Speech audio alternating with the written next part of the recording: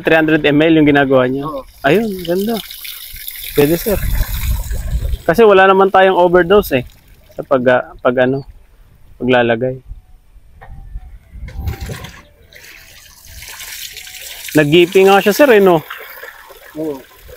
Oh, ang dami niyang lumabas na ano.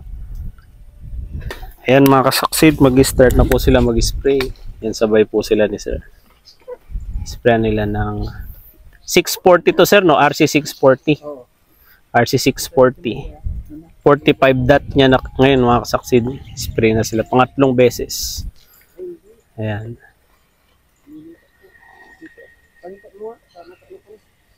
Ito yung natuyuan sir, 'di ba? Nanilaw. Tapos buti naka-recover. 'Yun yung pinagpasalamat din ni sir by God grace, sabi niya. Na nakabawi, nakabangon siya ulit.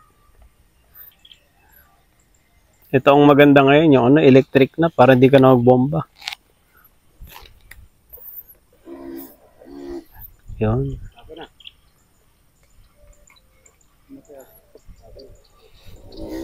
Yan, start na sila.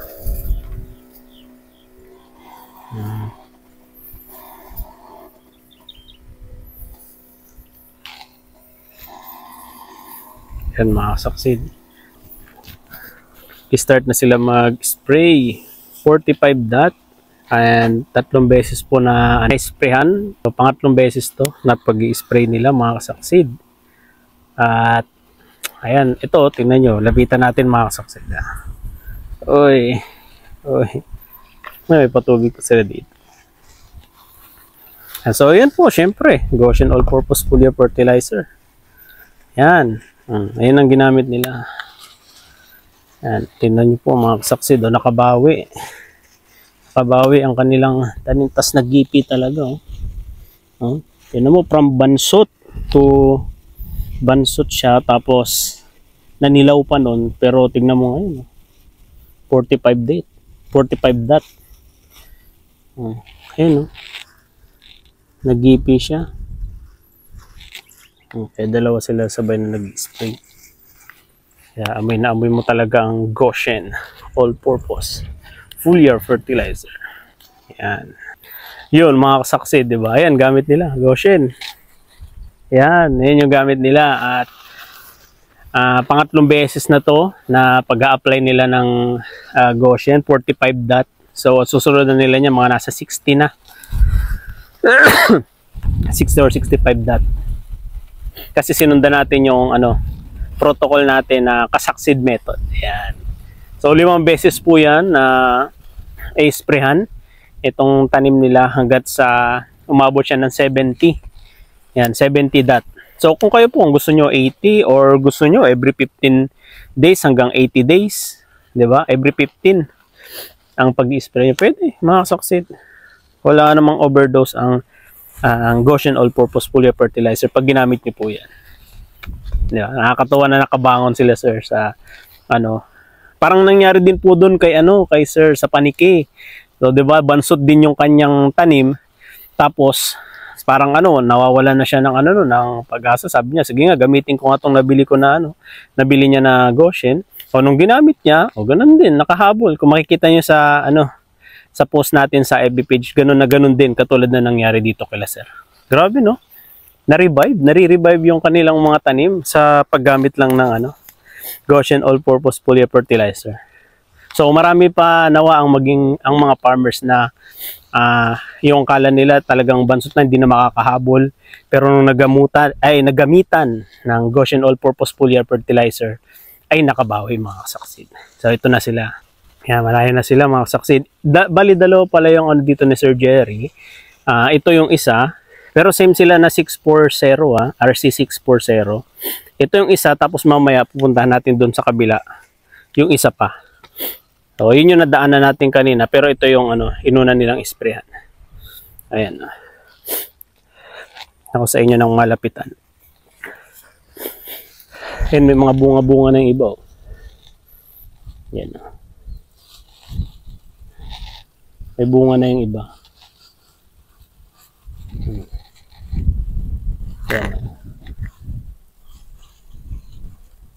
So papaskilan natin yan ng ano, Goshen na ano.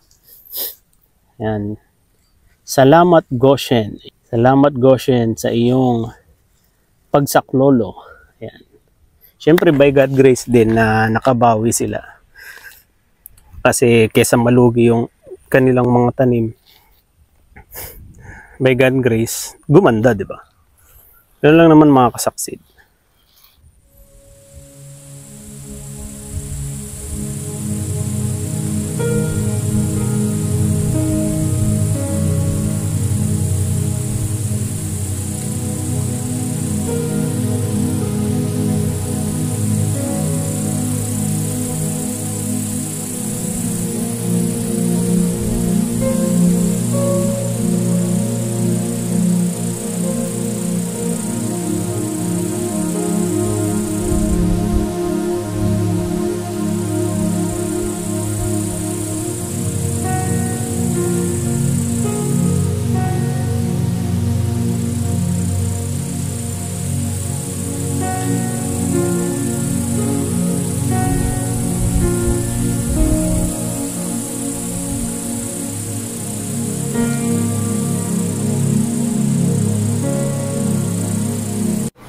Ayun na nga mga kasaksid, no? At ito na nga po, inispray na po nila ang kanilang tanim na RC 640. At mga kasaksid, kitang-kita naman po, no, na talagang nag-green po talaga. Hindi na talaga makakahabol itong mga kasaksid, pero nakahabol dahil ginamitan po nila ng Goshen All-Purpose Foliar Fertilizer. Kaya ito po ang mixing po nila mga kasaksid, no? 4 na takip po.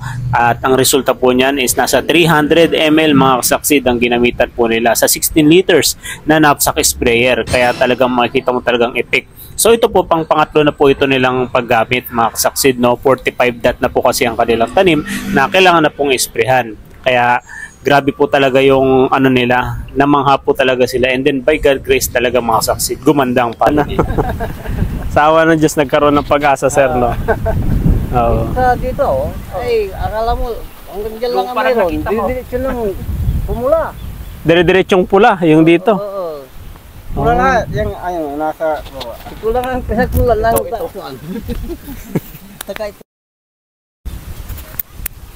Parang ito lang yung medyo green, pero yun, kulay ano siya. Brown.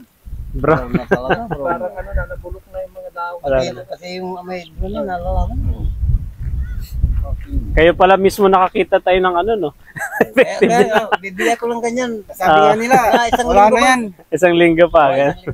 Sabi nga nila, nung mga kasama namin dito na ano, Ah, wala na yan. Sabi, wala na talaga, tuyong-tuyo na. Hindi na ito ano. yun na. Sabi sa amin, sabi ko naman, siyempre, ano naman tayo. Oo, yun. Para may Ano share, yan, may share yung ano. Sa awa ng Diyos, makakabangon yan kako. Ah, Paano yun eh? Kahit hindi ka na mag-apply ng gamot halimbawa. insecticide, fungicide. Pag insecticide po, pag sobrang dami ng insecticide nyo tayo sa farm nyo, mag-apply kayo ng insecticide. Pero kung wala naman yun, nakokontrol nyo naman, huwag na po kayo mag-apply. Kasi may insect repellent naman siya. Yeah. At saka kung mag-apply man kayo ng insecticide, huwag nyo po siya ihalo. Kasi Hindi. chemical content po yun, may chemical content. Kasi ang inalagaan natin dito, yung good bacteria din, tsaka ibang elements na meron siya para kumalat siya dun sa farm nyo. Nakatulong yun para ano siya, bumilis siyang kumain ng nutrients. Lalo na kung nagdadawa na o nagbubuntis na yung palay nyo, ayun, talagang kailangan na kailangan niya ng nutrients. Yan yung naitutulong naman niya. Ang Goshen. Anong tanim nyo ngayon, Tay? Palay din. Anong variety? 160 yata yung Inbreed? iniram namin kay Mama Tiling. Ay binili namin kay Mama Tiling. 160 man. Nakita mo yung kay Jire? Oo, nakita ko. Wala nang pag-asa yun, sabi niya. Anong pag-asa? Oo. Pero nagkaroon ng pag-asa sa awa ng Diyos. Yun, sa awa ng Diyos po, nagkaroon ng pag-asa.